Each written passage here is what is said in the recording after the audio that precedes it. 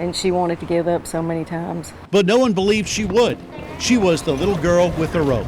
I grew up and everybody always tells me funny stories about how they remember me walking around the rodeos with a rope in my hand. Like I always had a rope in my hand and I always wanted a rope. I couldn't walk anywhere without her rope in my feet. She'd take a little rope to school and she just started to it. It made sense. Her mom, Deb DeSalvo, was a roper to look up to. My mom roped really good. She won the Arkansas Rodeo Association, the Arkansas Cowboy Association, probably 4 or 5 times a piece. For a single mom, work, rodeo, and raising a little girl was what you'd think it'd be. It's been tough.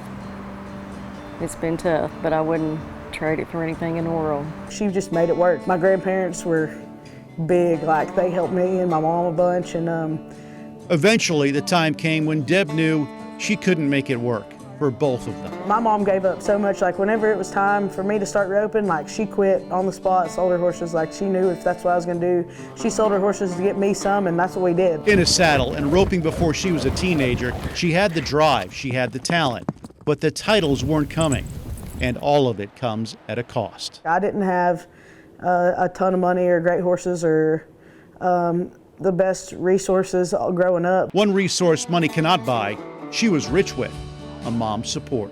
I'd be like, Whitney, all your hard work's gonna eventually pay off. She'd be like, win, Mom, win. I'm just like, just keep working at it. Just never give up.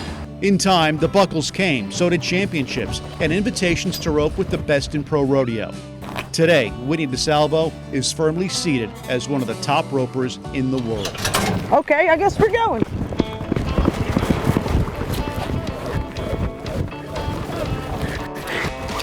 Actually, it's probably been my best year to date. If I do my job, that's what we're gonna do, is win. So, I mean, I'm excited, but at the end of the day, that's what we went there to do. So I just kind of look at it like that, like I just did my job and everything kind of worked in our favor. She did her job this spring, taking the title in team roping with Kenna Francis at the Women's World Championship inside AT&T Arena. We've won a lot of cool stuff, but we ain't never done it in front of this many people on this kind of stage where it's awesome. One of the biggest wins I've ever had in my life, but it's over till next year. The dream of it when I started, you know, it definitely is a blessing. Literally living the dream. Yeah, really am, yeah. But as high as she climbs the rankings, this cowgirl's boots are firmly on the ground. I mean, nobody cares about what you did yesterday. We got to worry about what we're doing tomorrow. In between rodeos, she puts her rope down and teaches others how to pick one up. Keep going.